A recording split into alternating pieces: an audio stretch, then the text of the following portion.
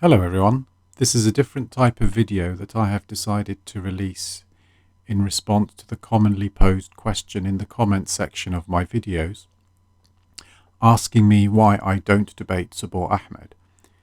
It is a section from the arena on the Hamza's Den channel during which I debate with the panelists including Subboor. I will demonstrate the misinformation and other questionable tactics used.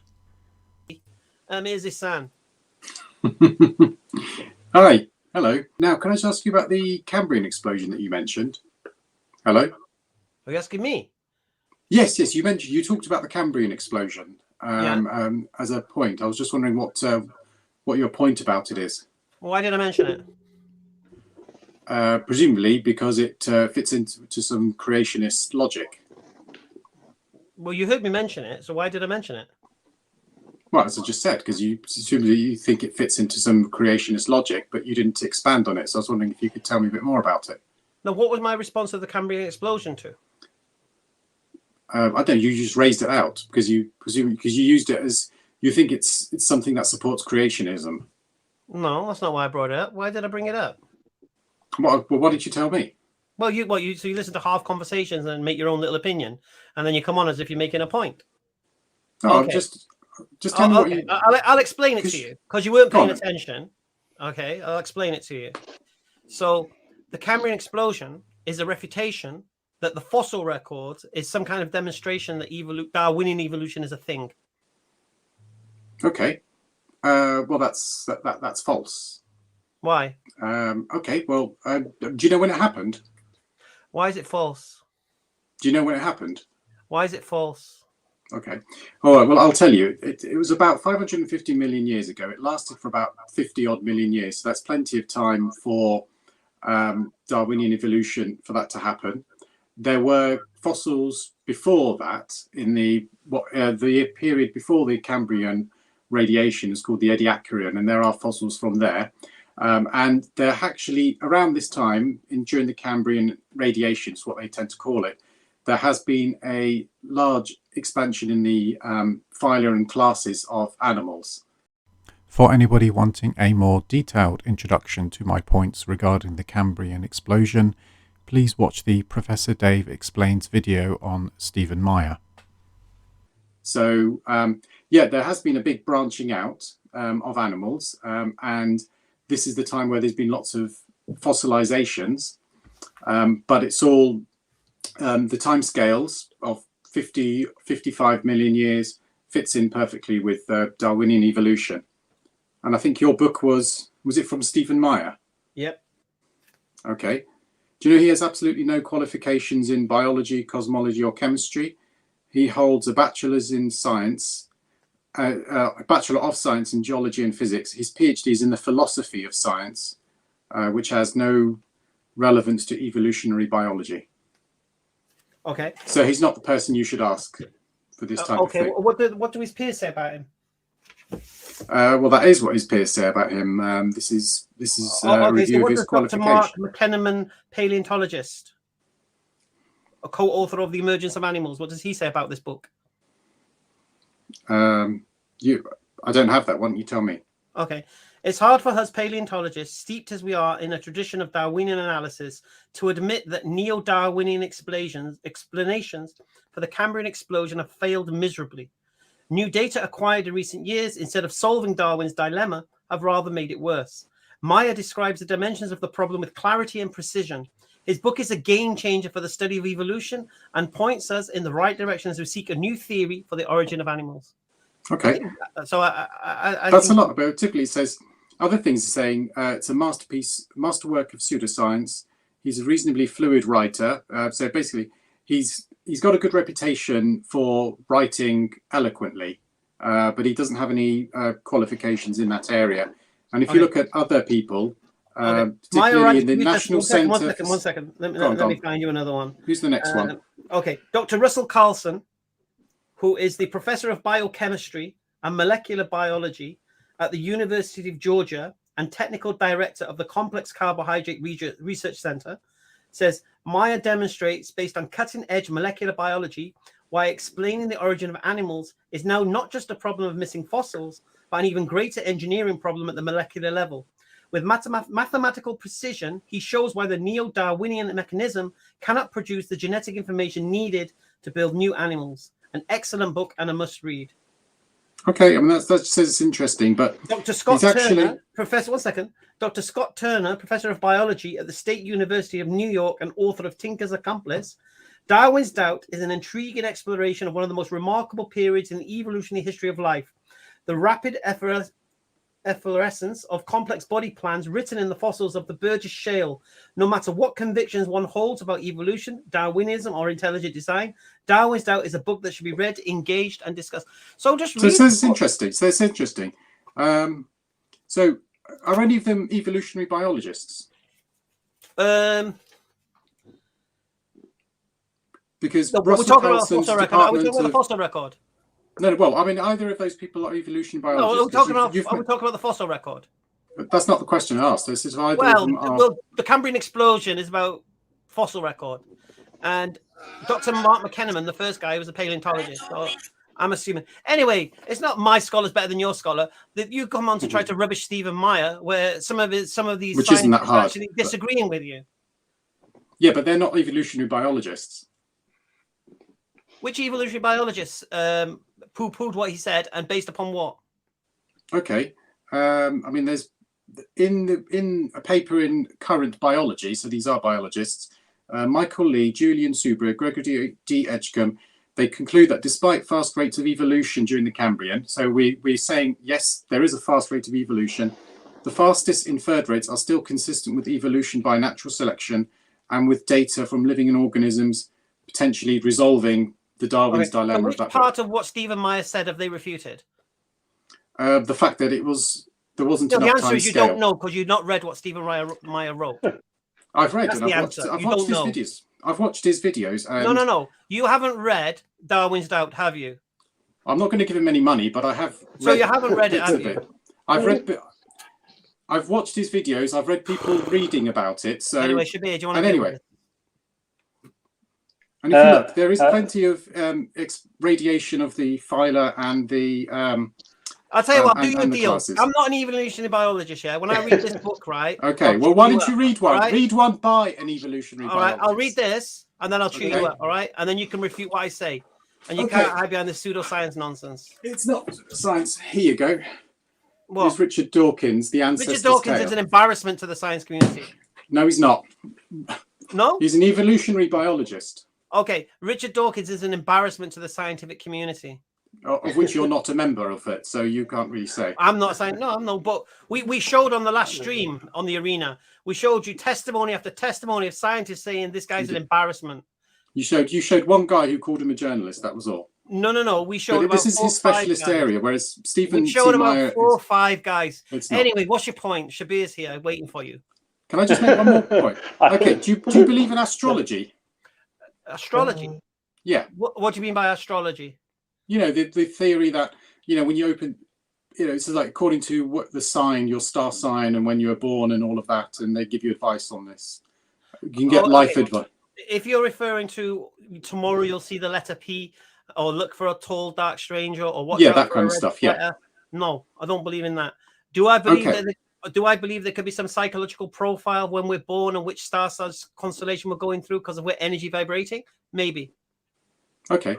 Well, I mean, astrology is proven nonsense, total pseudoscience, and actually one of the biggest intelligent design proponents. 1 second. Somebody called. If it's such nonsense, why was there I think it was an Austrian insurance company advertised a job, but they said only these 5 star signs can apply for the job, and they were taken to court for discrimination. And they demonstrated in court that these 5 star signs are in fact best for the job, and they won their case. This is the case to which Hamza was referring. An investigation showed there was nothing illegal because star sign was not a protected characteristic in existing laws, like gender, age, and racial group are. This does not demonstrate there is any truth to astrology. In fact, it goes some way to demonstrate the opposite, as its totally arbitrary nature was not something that would be considered for employment law. So a Capricorn couldn't apply for the job, yeah? So this Capricorn takes this insurance company to court for discrimination. Yeah. And the insurance company demonstrated that all the people with these star signs were in fact more effective at the job. And they won their case. Anyway, but the reason why I brought it up was Michael Behe, who's one of the biggest proponents of intelligent design, which is like what Stephen Meyer was. In court, he'd said that under his definition of a science, astrology would count as a science. So that's something to bear in mind when you look into, when you read books from intelligent design. I'm waiting. There he is. He's here.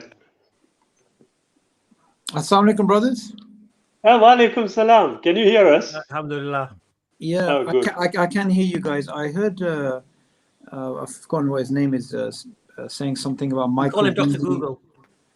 Michael Behe, and something about astrology being a science under his definition. Could you just complete that point, please? Okay. I mean, I think it goes back to the, I can't remember what it was again. It was when he spoke about during that Dover trial, Dover versus Kitzmiller trial. Right. He was asked about that, I think, and he said, under his definition of science, let me just find it now. Okay. It was when he was cross-examined. Under the current definition, panspermia, the idea that aliens designed life and seeded it on Earth is counted as science. You do realize that, right? Well, you'd have to provide evidence for it first. Okay. Before we get into the evidence of extraterrestrial life seeding life on Earth, I was trying to point out the absurdity of the idea that rather than opening up the inference to God, people like Richard Dawkins and Francis Crick are, pushing this idea that it's in fact aliens that might have designed Richard, and how absurd that actually sounds. And I'm trying to gauge if you find that absurd as well. The idea that aliens may have designed us as opposed to God. He postulated it as a possibility. There's no evidence for it, in the same way there's no evidence for your creation belief. So, okay, wait a second. Francis Crick thought there was evidence for this. And I'm a bit surprised that now you're throwing the panspermia scientists under the bus by saying there's no evidence for it. I have done a whole video on Subboor's misunderstanding of panspermia. I will show it here in its entirety to demonstrate how clueless he is about this topic, and then you'll understand why he keeps on repeating panspermia during this discussion, as he has few other points. This is another clip from the Dawa Wise video. Here, Subboor Ahmad talks about panspermia and its proponents. I will play the segment in full, and then I will demonstrate how clueless Subboor is on panspermia. Darwin's idea was that the first cell or the first group of cells, whatever they were, it was very simple. It was like protoplasm. Francis Crick in the 1950s, a Nobel Prize winning biologist who was an outright atheist, he discovered that actually the cell is far more complex. DNA, he discovered the structure of it. So these chemical bases, these things that were not known before, the complexity of them and the way that information is stored within them, it caused him to doubt the naturalistic idea where they came from, or the standard idea that it was just like it was just some blind random processes, blind spontaneous creation, some amino acids moving together and it's right, whatever, some muddy pool or whatever, just things just came up. Yeah, he indeed. Proposed that maybe it was a higher intelligence, an alien civilization that designed this life and sent it down to Earth. And this sounds like science fiction, but he was dead serious. He was so dead serious, he wrote about this in his book. I forgot the name of the book. I normally reference it. But anyone can Google it. It's a well-known book in which he mentions this. And this idea wasn't just, put forward and forgotten. Even today, Richard Dawkins, in a documentary done a few years ago, No Intelligence Allowed, when he was pressed on the point of the first cell, and you cannot use evolution to explain the first cell, because the first cell is nothing to do with evolution. Evolution begins at the point of development. Right. When you have the first self-replicating molecule, you can talk about evolution. Without the first self-replicating molecule, it's not evolution. We're talking about abiogenesis. Even he, at that point, when he was cornered by that congressman, who's a very interesting character, he said, maybe we were designed by a higher civilization which sent life down. So again, he's referring to panspermia. Panspermia is recognized, but panspermia, I just want the viewers to understand, does not fit methodological naturalism. Exactly. Because it's referring to an agency, right? Yes. But why is it allowed? Why is it allowed? Because it's not referring to God. It's referring to some extraterrestrial being. You're appealing to a mind at the end of the day. You're just saying it's not the mind of God. It's a mind of an alien. So let's start by talking about what panspermia is. It is the hypothesis that life exists throughout the universe and is distributed by mechanisms such as meteorites and asteroids, amongst others. Pseudopanspermia, or soft panspermia, is the hypothesis that prebiotic organic molecules, which are the building blocks of life, originated in space and then distributed to planetary surfaces where life then emerged. Here is a more detailed explanation.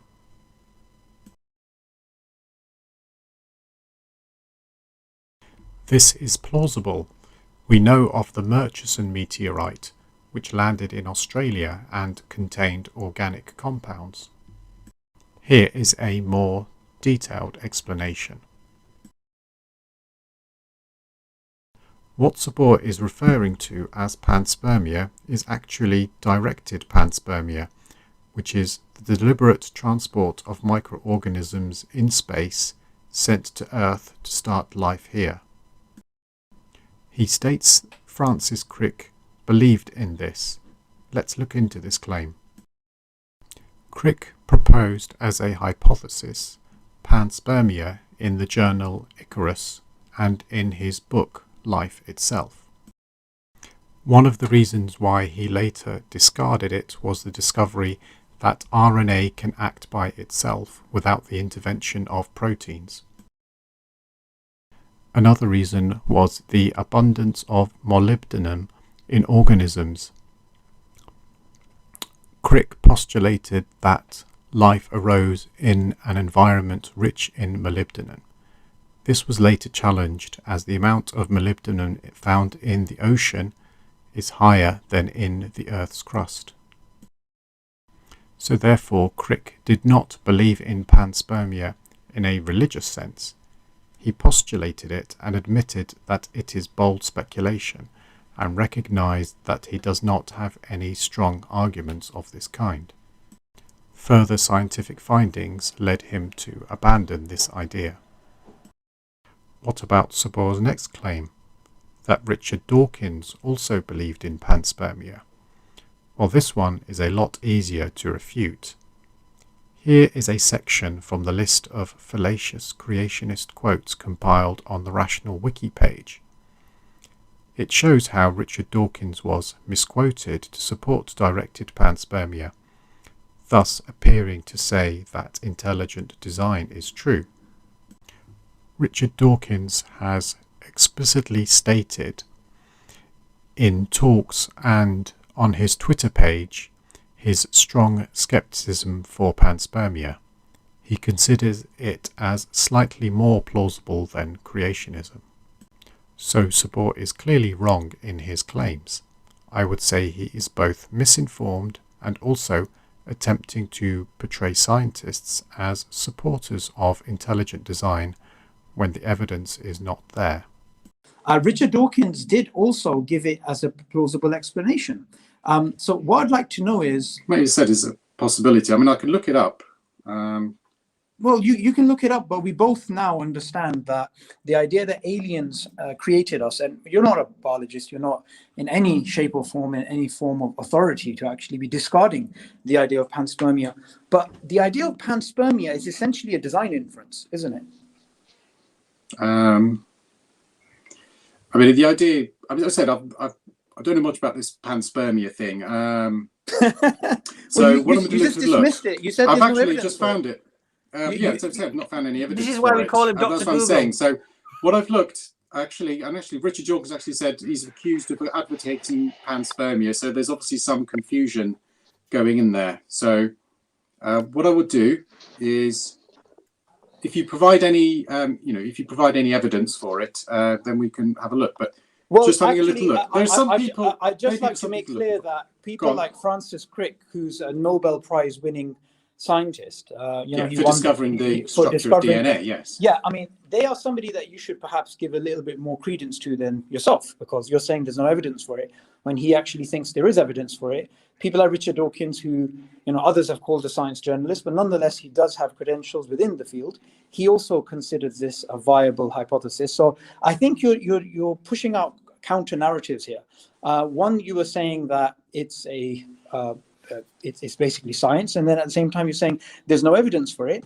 And Sure. which one is it? Because it's considered a fringe theory. Okay, but if it's considered a fringe theory, Darwin's theory was considered a fringe theory in 1858 when he proposed the theory of natural selection at the Royal Society. And then today evidence came for it. And today it's pretty much accepted. So fringe theory is not a negative, derogatory sort of way of terming anything. Anything can be fringe. Yeah, but it goes from a fringe to mainstream once you provide evidence. Yes, it does. But at the same time, if you don't provide evidence, it doesn't mean that that hypothesis is necessarily false. It could simply mean we need more data to actually verify the hypothesis. Yeah, that's a possibility. But until you provide that data, then it stays as a fringe theory. Yeah, but you dismissed it. And you also I dismiss it because there's better evidence for before abiogenesis and evolution. You were talking about science and pseudoscience. So can you let me know what is your definition of science and pseudoscience, and how you think you've solved the demarcation problem? I mean, science is just our mechanism for experimentation, for evaluating our observations and coming up with testable hypotheses, which answer the questions of which provide explanations for the facts that we observe. And pseudoscience is usually some theory that's come up with where it's proposed as an alternative, but there's no evidence. And when the evidence is provided, then the pseudoscience becomes science. I must admit my definition here was a little bit garbled, but my point regarding science and pseudoscience is better demonstrated using this slide. And I've looked it up, and I'm just checking here. I've just got the scientific method.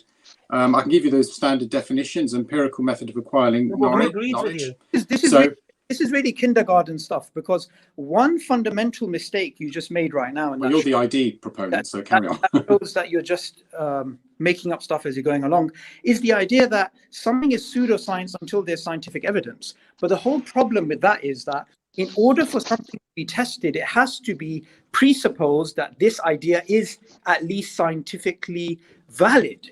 So your idea that something is pseudoscience until there is evidence is actually completely incoherent. Subboor is completely wrong here. It is possible to do a scientific test for a phenomena which is considered pseudoscience, for example, homeopathy.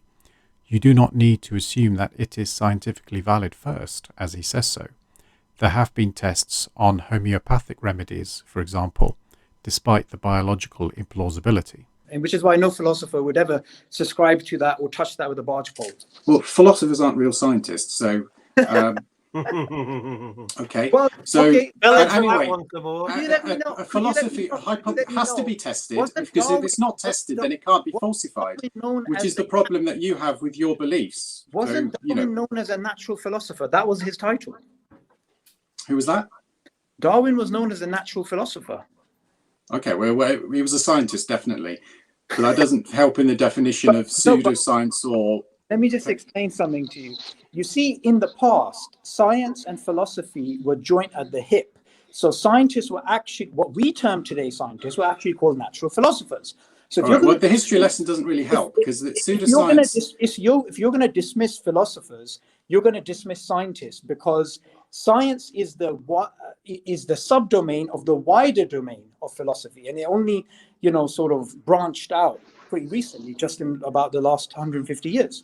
So your sort of way of speaking about philosophers wouldn't really be, acknowledged. Okay. Even I'm going by the current, the current mechanism of, discussing about science. So if I can just go back to the definition of pseudoscience, they claim to be both scientific and factual, but they're incompatible with scientific methods, often characterized by unfalsifiable claims, reliance on confirmation bias. So that's really what it is, and that's what your intelligent design movement is. You're actually reading off. I'm reading a definition Google for you. Right? When I'm I reading just a definition for you. Pointed out, you didn't understand the scientific method, and you didn't understand the distinction between the two, and you thought I did. Pseudoscientific I just explained theory, it for you. You thought a pseudoscientific theory was basically a theory which did not have evidence, which just shows how. I just showed you. It's basically it says incompatible with the scientific method. How much of this conversation is you simply coming up with content from thin air? Because I'm going to ask you again. I've got it here. This is from science websites. We're live right now. Will you bring positive evidence? Will you bring positive evidence for intelligence design for that next arena? At all, the fact that will you bring positive evidence for intelligence design? I pointed out this flaw in your understanding, and you want to swiftly move on and talk about intelligent design. Will you bring positive evidence for that? Here's the other problem that you're currently facing. You said yourself right now that you consider intelligent design pseudoscience. Is that correct? Yes. You also said a bit earlier that you do accept that panspermia has been pushed by the likes of Francis Crick and Richard Dawkins, and they accept it as science. No, well, Richard Dawkins says it's being misquoted. And now let's move on to something else. Now, you, of course... Can you provide positive evidence for intelligent design? You, of course, cannot deny that Francis Crick is was an academic, a Darwinist, and he actually did believe in intelligent design. Yes, he did. And you're so unaware of his teaching and generally evolutionary biology that you don't realize that by asking for evidence for intelligent design, you are actually undermining those scientists or showing your lack of understanding. This is one of his many ridiculous statements. This one especially shows he does not understand the scientific method, which is built upon questioning the current understanding. Asking questions and for more evidence is part of the scientific process. Nobody is immune from having their work questioned, regardless of their position. This is how science progresses. Okay, the other thing is that you said intelligent design is pseudoscience, and you mentioned the Dover case. So can you tell me at what point was it decided that intelligent design is actually pseudoscience? This is the Kitzmiller versus Dover trial. This is when the Dover Area School District changed its biology teaching curriculum to require that intelligent design be presented as an alternative to evolution theory. One of the textbooks advocating intelligent design was to be used as a reference book. This is called Of Pandas and People. This textbook was described by biologists as a wholesale distortion of modern biology, worthless and dishonest, and a creationist attack on evolution. Intelligent design is a way of teaching creationism in schools, thereby passing the law that requires separation of religion and state. After hearing all the evidence, the judge concluded that intelligent design is not science. Well, that was the conclusion of the Dover Kitzmiller case. Was that it was a pseudoscience. Okay, sure. Now, can I just ask you about this? When it came to science and the definition of science and pseudoscience and panspermia, you were all over the place. You didn't know what you're doing. Are you aware of this trial and how they came to that decision? Or are you going to wing it again and start Googling? No, I've before read we it. get into this? I've read about it, and that was the conclusion. Let's see your because- hands. Let's see your Because hands. they could not Look, decide. what you're They doing. could what not it is, decide. yeah? Look, That's what the conclusion Before- of the trial was. before we start to tango, I want to ask you again clearly, and don't give me a vague answer. Do you actually know about that case, or do you just have some superfluous additional knowledge and you're going to Google some stuff, or are we going to have a real discussion about this case? Please just answer. Do you actually I know a bit about what the case was case. about? Sorry? I know about the case. I've read a bit about it. Yes. So what's the particular point? I know that the Okay. outcome was. Okay, so They let's concluded. start off with this. They concluded that it was intelligent design was pseudoscience, Okay, good. and they said it's unfalsifiable nonsense, basically. So They it's a said form of it's- creationism. They said it's unfalsifiable nonsense and it's a form of Well, creation. that's what intelligent design is. Okay. So the first point which I want to highlight about this case is it the fact that a judge in America can sit down and decide what is science, what is pseudoscience, or is that the job of philosophers of science? Well, the judge will take evidence from people, and one of the persons who gave evidence was Michael Behe, and the general conclusion was that there was no. He testified, and there was no evidence for any intelligent design. So the conclusion was that they decided that intelligent design movement is creationism, nothing more than that, and that's why they decided it's not to be. You didn't actually answer the question. I told you. They told you they had experts who came in. The reason why the Dover case is laughed at is because it is not the job of By the Discovery Institute.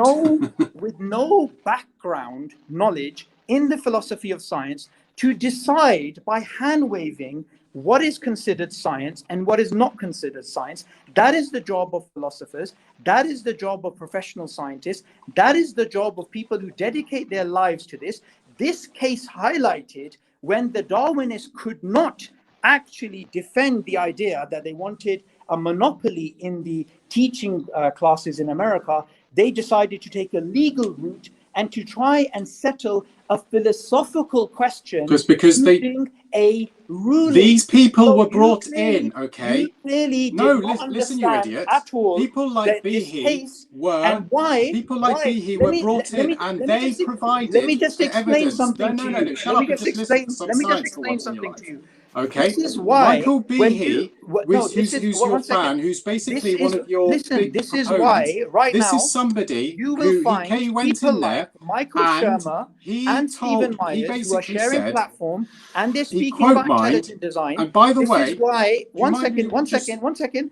You're being humiliated again, and you're getting rattled, and you're trying to overspeak me, because but you're it's not talking going to absolute work. nonsense. Okay. Let me just explain something to you.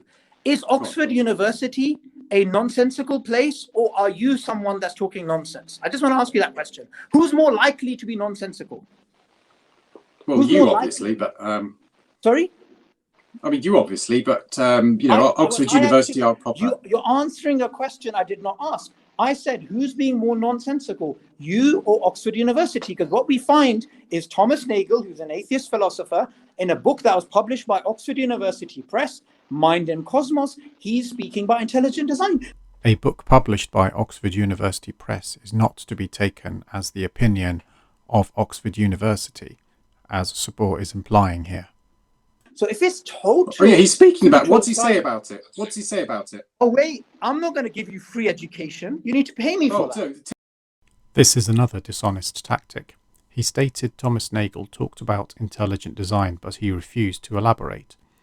Nagel actually says he does not regard divine intervention as a possibility. So yes, he does talk about intelligent design, but he says that intelligent design proponents have perhaps received too much scorn. You think you're going to get free education? education? Well, I wouldn't pay for your education anyway, because it's obviously complete nonsense. And by the way, can I just tell you, Michael Behe, who's your big fan, who's basically, this is what they've said. Have you read, shut up for a second, have you read what this employing university said? Can I just kick him? Here we can see he clearly has help in debates from biased moderators. I just want to kick him. Whoa! What's going on here? Bring him back. I just want to kick him. Yeah. What his employing Bring him back. university Let's- said. bring him Okay, back. listen. Michael Behe, he's employed by Leahy University. They've written a department position on evolution intelligent boring. design. Okay. This is what they've said, okay?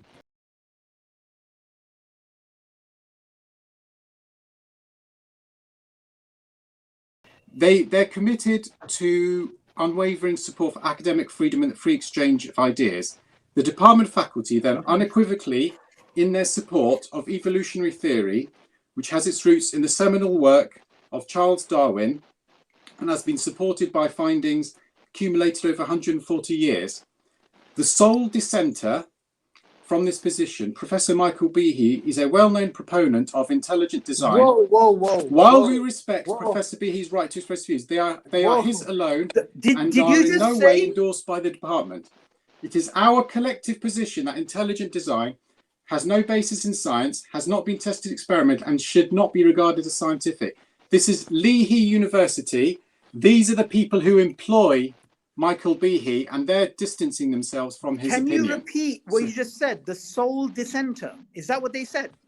This is what they say. This is the department. So Wait. anyone, Wait. I'm telling you. This Just is what wait, they wait, say. wait. Leahy, Are you Are Lehi you telling me with a University. serious face that the sole dissenter is Michael Behe?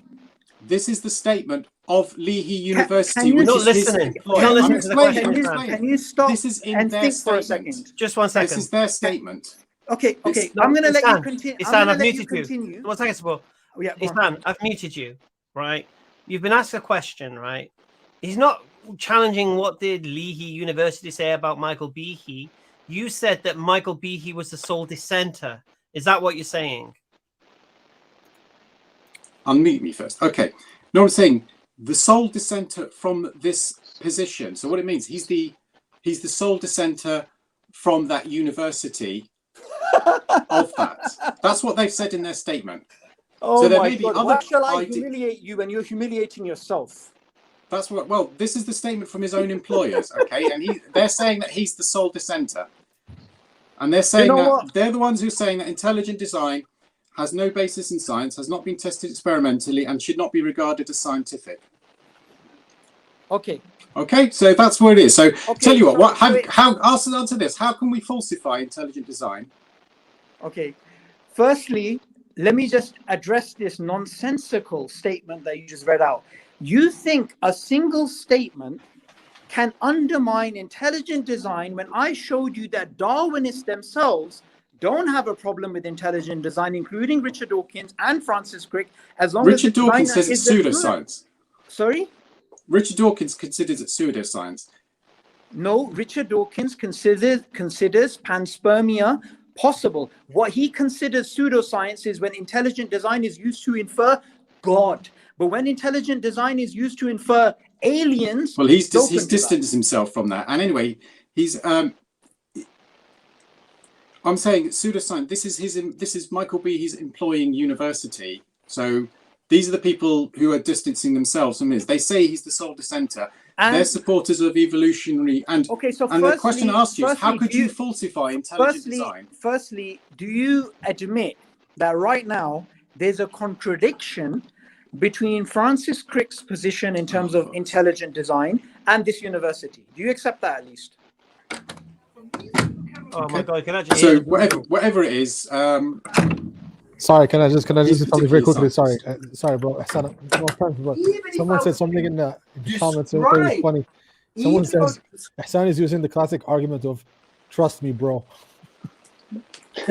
whatever. Okay, well, trust me, bro, based on evidence. Hey, look who's there! Bring in the big guns. Oh, There's another live stream going on. another clown from the Sapiens Institute. You might think I was a bit harsh on Hamza Sortz's here, but just remember this guy justified marriage and children, though he later stated he is now critical of it. Invade it. What? Invade it. What do you mean another clown? You came on this live stream, got humiliated live, couldn't define science or pseudoscience. I gave you intelligent textbook design definitions. is I gave you accepted by textbook Francis Crick when definitions you of tried it. to You challenge couldn't. it, and you want to call. I asked you, other okay, can you sources a provide me clown? with positive You're evidence a that shows grade intelligent A design? clown who's Instead been of, can you show me evidence for teenaged intelligent online design? now, and you're a Can you laughing show stock me for so evidence many for people. intelligent You're design? a meme. You're Can you actually show a me evidence meme, for intelligent and you design? have the audacity. Can you show me have the evidence for audacity intelligent to design? think that somebody Can you show me else evidence for is a intelligent clown. design? You Brother have. Hamza. Can I'll you tell show what me you are. evidence for Yeah. intelligent I'll tell design? you. I'll tell you what you are. DNA. Show me evidence one for second. intelligent design. DNA. One second. Can you show me evidence for intelligent Before, design? DNA. That's not I give intelligent you, design, no. before I speak Where's the about information evidence for come from? intelligent design, It's let me built just up over complete this time. little point. Where's the information come from? I'll tell you what you are. It's built up. How'd you build up information from nothing? Gene duplication, you are that's a one option. Basically, it builds it all up. complex libtard. That's all you are. You're a useless, dumbass You have creationist. no idea. You're sitting That's in what your you are. studio. I'm gonna let him and go you're- now. and That's You're it. googling stuff, and you're He's done. calling people clowns. Get the hell out of here. Who the hell are you? Honestly. these guys I know why disrespectful. Bring him back. Asadullah Bring came him on. back. Bring him back. Asadullah came on when he heard philosophy's got nothing to do with science. That's why Asadullah came There on. you go. Bring on Asadullah, man. Come Another on, man. lion. Let's rip him apart. Who is this guy, man? He's you can tell he's We a call him coconut. This is the start of several unsubstantiated racist allegations by Subboor. I made no mention of race at all, so I can only conclude that these racist insults such as coconut or Gora complex are the result of his frustration and not being able to make any coherent argument. to Google. I like how You slowly. can come out now. You can come out now. Assalamu alaikum. Is he dead? I'm here for the scraps. Sorry. I kicked him out. Asadullah is a hyena. He's looking for bones. Well, actually, Brother Subboor, Jazakallah for that, brother. But you know, one thing you will find that usually atheists, when you have got them against the wall, they start relying on expletives. And that is a sure sign of their defeat. Notice how Shabir Yusuf completely ignores the expletives from Subboor, as he is totally biased in this discussion. This particular individual seems to have a major problem, and I mean he's not there. He seems to have a major psychological problem. Honestly, that is what is coming across. This is another totally unqualified opinion which Shabir makes just to support Subboor. But Brother Subboor, mashallah, you did what needed to be done. Jazakallah for that. Can I ask you a question, Subboor? When I asked him the question about where does the information come for DNA, in DNA, and he said it duplicates over time. I should have explained this better, but I started off by giving the example of gene duplication as a mechanism through which new genetic material is generated. Of course, I was doing this while I was receiving insults from Subboor, and I was kicked off before I was able to fully explain the mechanism. That's a tautology. That's a tautology. That's like saying roses are roses. Here Subboor demonstrates he doesn't know what a tautology is. Firstly, he was given the wrong description by Hamza, but his own example of roses are roses is not a tautology, it's just a statement of fact.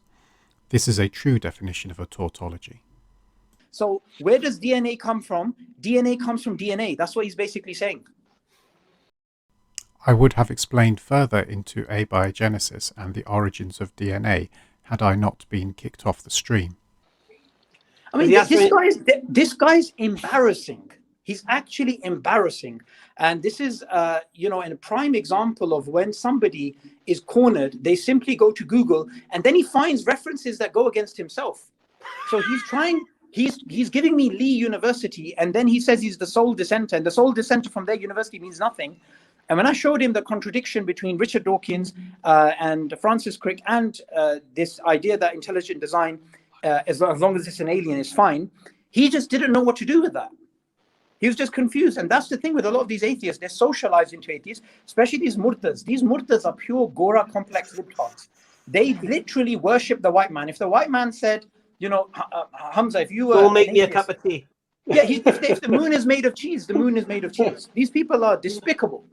Yes. They have no backbone, and they are socialized, and they have this inferiority complex which forces them to come online and be humiliated regularly. Thanks for jumping on, bro. I'm going to bring a Christian on now so I can let you go, yeah?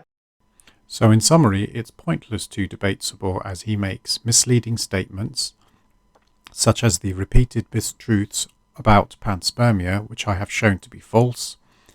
During a debate, it's difficult to fact-check his statements on the spot for anything that is wrong. He also refuses to answer questions, has help from biased moderators, and throws around baseless insults. Please let me know what you think. Everybody is welcome to comment on my video. Nobody is blocked. I, however, am not able to comment on any of the Dawa videos as my comments do not appear when viewed from other accounts.